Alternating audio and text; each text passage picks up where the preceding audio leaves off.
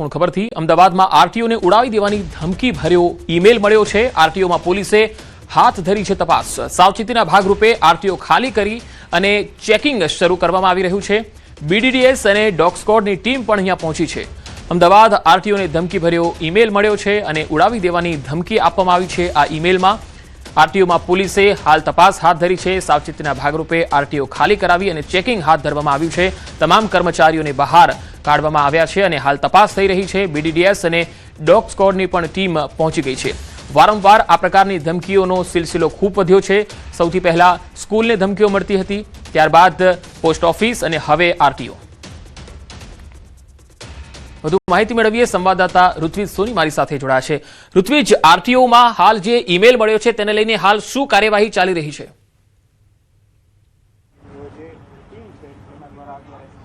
જી પંકજ, વાત કરીએ તો હાલ જે સમગ્ર પરિસર છે તેમાં ડોગ સ્ક્વોડ અને જે બીડીડીએસની ટીમ દ્વારા ચેકિંગ હાથ ધરવામાં આવ્યું છે। આપ દ્રશ્યની અંદર જોઈ શકો છો હાલમાં જે અલગ અલગ જગ્યાઓ પર બીડીડીએસની ટીમ અને ડોગ સ્ક્વોડ સાથે રહીને ચેકિંગ કરી રહી છે। મહત્વની બાબત તો એ છે કે લગભગ 9:37 વાગ્યાની આસપાસ આરટીઓ કચેરીમાંથી પોલીસને આ બાબતની જાણ કરવામાં આવી હતી અને ત્યારબાદ પોલીસ તરત જ ઘટનાની ગંભીરતાને ધ્યાનમાં રાખીને બીડીડીએસની ટીમને જાણ કરી હતી અને બીડીડીએસ તેમજ જે ડોગ સ્ક્વોડની ટીમ છે તે ઘટના સ્થળ પર પહોંચી હતી। સૌપ્રથમ તો હાલ જે આરટીઓ કચેરી કાર્યરત છે તે બિલ્ડિંગમાં ચેકિંગ હાથ ધરવામાં આવ્યું હતું અને સલામતીમાં ભાગરૂપે આખું જે બિલ્ડિંગ પરિસર છે તે ખાલી કરાવી દેવામાં આવ્યું હતું અને ત્યારબાદ જે જૂની આરટીઓ કચેરી છે કે જ્યાં ટેસ્ટ ટ્રેકિંગ છે ટેગ છે આ ઉપરાંત અલગ અલગ જગ્યાઓ પર બીડીડીએસ અને ડોગ સ્ક્વોડની ટીમ ચેકિંગ કરી રહી છે। આપ દ્રશ્યની અંદર જોઈ શકો છો હાલમાં જે આ ટીમ છે તેના દ્વારા આખા જે પરિસર છે પરિસરની અંદર ચેકિંગ હાથ ધરવામાં આવ્યું હતું। મહત્વની બાબત તો એ છે કે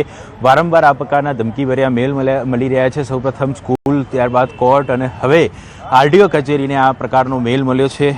એટલે આ જે ઘટનાની ગંભીરતાને ધ્યાનમાં રાખીને હાલમાં પોલીસ તેમજ બીડીડીએસ અને ડોગ સ્ક્વોડની ટીમ છે તે આરટીઓ કચેરી ખાતે પહોંચી છે અને અલગ અલગ જગ્યાઓ પર ચેકિંગ કરી રહી છે। જી ઋત્વિજ, વારંવાર આ પ્રકારે ઈમેલ મળતા રહ્યા છે। પહેલા સ્કૂલને ધમકી ભર્યા મેલ મળતા, ત્યારબાદ પોસ્ટ ઓફિસને મળ્યા અને હવે આરટીઓ ઓફિસને પણ મેલ મળી રહ્યા છે। ત્યારે આ મેલ ક્યાંથી આવી રહ્યા છે, કોના દ્વારા આપવામાં આવી રહ્યા છે, તેને લઈને તપાસ એજન્સીઓનું શું કહેવું છે? કોઈ નિવેદન આવ્યું છે?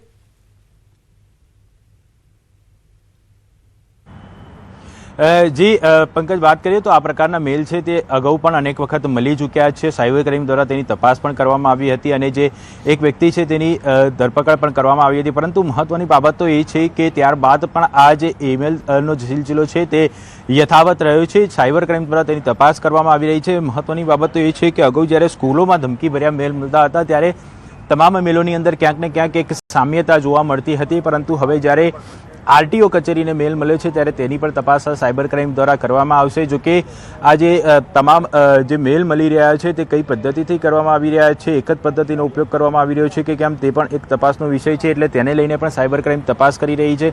મોટાભાગે અગાઉના મેલની અંદર ક્યાંક ને ક્યાંક આ જે લખાણ હતું તેની અંદર ક્યાંક ને ક્યાંક સામ્યતા જોવા મળતી હતી। એટલે જે વારંવાર આ પ્રકારના ધમકીભર્યા મેલ મળી રહ્યા છે તેને ધ્યાનમાં રાખીને સાયબર ક્રાઇમની અલગ અલગ ટીમો તો કામ કરી રહી છે, પરંતુ જે ઈમેલ મળવાનો જે સિલસિલો છે તે યથાવત રહ્યો છે અને વધુ એક વખત જે સ્કૂલ, કોર્ટ કચેરી, ત્યારબાદ હવે આરટીઓ કચેરીને આ પ્રકારનો ધમકીભર્યો મેલ મળ્યો છે તે ખૂબ જ ગંભીર બાબત કહી શકાય। જી ઋત્વિજ, ખાસ જ્યારે આવા મેલ મળે છે ત્યારે તમામ પ્રકારની ટીમોને બોલાવી લેવામાં આવે છે તપાસમાં અને તપાસમાં કશું નીકળતું પણ નથી।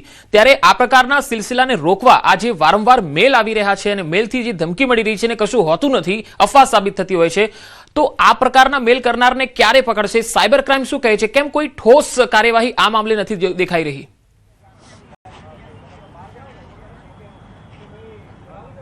પંકજ, ખાસ કરીને જ્યારે આ પ્રકારના મેલ કરવામાં આવતા હોય છે ત્યારે ડાર્ક વેબ અને VPNનો ઉપયોગ કરવામાં આવતો હોય છે। એટલે જે કહી શકાય કે જે ચોક્કસ આરોપી જે કોના દ્વારા આ મેલ મોકલવામાં આવ્યો છે તે તપાસ કરવી, કારણ કે ક્યાંક ને ક્યાંક જે ડાર્ક વેબનો ઉપયોગ કરવામાં આવતો હોય છે એટલે તે સાયબર ક્રાઇમ માટે થોડું કઠિન ભર્યું હોય છે। પરંતુ સાયબર ક્રાઇમની ટીમો છે તે અલગ અલગ કામગીરી કરી રહી હોય છે અને તેમાં એક સફળતા પણ મળી હતી। જો કે જે મુખ્ય વ્યક્તિઓ છે કે કોના દ્વારા આ મેલ મોકલવામાં આવે છે તેની પણ હાલ તપાસ કરવામાં આવી રહી છે। એટલે તપાસના અંતે જે સાયબર ક્રાઇમ છે તેને ક્યાંક ને ક્યાંક સફળતા મળે તેવી પણ શક્યતા રહેલી છે, કારણ કે અલગ અલગ ટીમો છે, સાયબર ક્રાઇમના અધિકારીઓ છે તે પણ આ ગંભીરતાથી તપાસમાં જોડાયેલા છે। કારણ કે આ કોઈ પ્રથમ વખત મેલ નથી મળ્યો, અગાઉ પણ અનેક વખત મેલ મળ્યા છે, જેને કારણે જે સરકારી કામકાજ છે તેમાં પણ ચોક્કસથી એક વિલંબ ઊભો થતો હોય છે. કોર્ટ કચેરીમાં જ્યારે આ પ્રકારના મેલ મળતા હોય છે ત્યારે પણ એક ડરનો માહોલ જોવા મળી રહ્યો હોય છે. આજની વાત કરીએ તો આજે જ્યારે આરટીઓ કચેરીની અંદર આ પ્રકારનો મેલ મળ્યો હતો ત્યારે જ્યારે સાવચેતીના ભાગરૂપે સમગ્ર બિલ્ડિંગ ખાલી કરાવી દેવામાં આવી હતી ત્યારે ક્યાંક ને ક્યાંક જે કર્મચારીઓ છે, અન્ય ઓફિસોમાં કામ કરતા કર્મચારીઓ છે, તેમાં પણ ક્યાંક ને ક્યાંક એક ડરનો માહોલ જોવા મળ્યો હતો. એટલે હવે જે સાયબર ક્રાઇમની ટીમ છે તે આ ઈમેલ મોકલનારના મૂળ સુધી પહોંચવા માટે પ્રયત્ન કરી રહી છે, પરંતુ ક્યાંક ને ક્યાંક જે ડાર્ક વેબ અને VPNનો ઉપયોગ કરવામાં આવતો હોય છે તે વિલંબ કરતા હોવાનું હાલમાં જે પ્રાથમિક તપાસમાં જાણવા મળી રહ્યું છે. પરંતુ હાલ પણ સાયબર ક્રાઇમની અલગ અલગ ટીમો છે તે આ મૂળ સુધી પહોંચવા માટે પ્રયત્ન કરી રહ્યા છે. જી ઋત્વિજ, આભાર માહિતી આપવા માટે.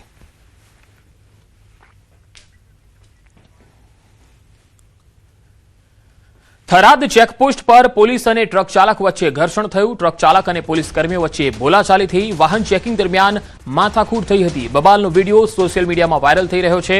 ટ્રક હરિયાણાથી મોરબી જતું હોવાનું સામે આવ્યું છે. ફરી એકવાર આ તસવીરો તમે જુઓ. ટ્રક ચાલક અને પોલીસ કર્મીઓ વચ્ચે કઈ રીતે બબાલ થાય છે. વાહન ચેકિંગ ચાલી રહ્યું હતું ને એ દરમિયાન માથાકૂટ થઈ હતી. બબાલનો વિડીયો સોશિયલ મીડિયામાં પણ વાયરલ થઈ રહ્યો છે. વાવ થરાદનો આ બનાવ. ટ્રક હરિયાણાથી મોરબી જતું હતું અને એ દરમિયાન જ્યારે પોલીસ વાહન ચેકિંગમાં હતી ત્યારે ટ્રક ચાલક અને પોલીસ વચ્ચે રકઝક થઈ હતી. થરાદ ચેકપોસ્ટ પર આ રકઝકનો વિડીયો સોશિયલ મીડિયામાં વાયરલ થઈ રહ્યો છે.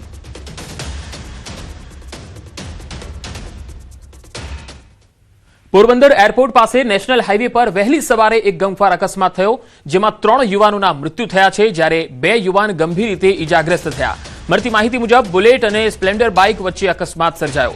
પ્રાથમિક તપાસમાં બુલેટ રોંગ સાઈડ પરથી આવી રહી હોવાની શક્યતા વ્યક્ત કરાઈ રહી છે. ઘટનાની જાણ થતાં પોલીસ ઘટના સ્થળે પહોંચી અને મૃતદેહોને પોસ્ટમોર્ટમ માટે ખસેડી આગળની કાર્યવાહી હાથ ધરી છે. તો 2 બાઇક વચ્ચે ભીષણ ટક્કર. પોરબંદર હાઈવે પર આ ગમખ્વાર અકસ્માત, જેમાં 3ના મોત અને 2 લોકો ઈજાગ્રસ્ત થયા.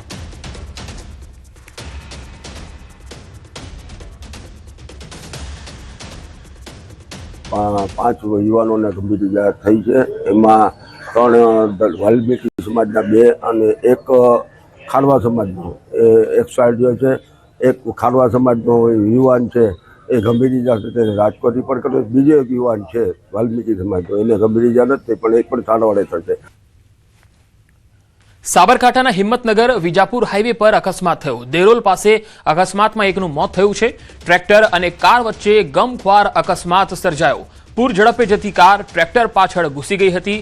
ટ્રેક્ટર ચાલકનું ટાયર નીચે આવી જતા મૃત્યુ થયું. અકસ્માતમાં 2 લોકો ઘાયલ થતા સારવાર માટે ખસેડાયા છે. તો ટ્રેક્ટર અને કાર વચ્ચેનો આ અકસ્માત, પૂર ઝડપે જતી કાર ટ્રેક્ટર પાછળ ઘૂસી ગઈ હતી. વિજાપુર હાઈવે પાસેનો આ બનાવ.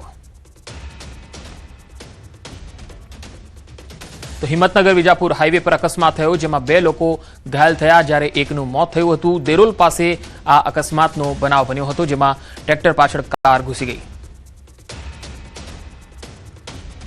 અમદાવાદ ઉદયપુર નેશનલ હાઈવે પર અકસ્માત થયો. અહીંયા ટ્રકે બાઇકને ટક્કર મારતા ચાલકનું ઘટના સ્થળે જ મૃત્યુ થઈ ગયું.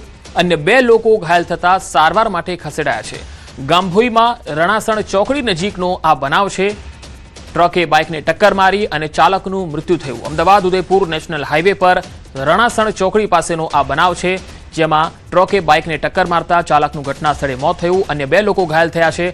ગામભોઈમાં રણાસણ ચોકડી નજીકનો આ બનાવ.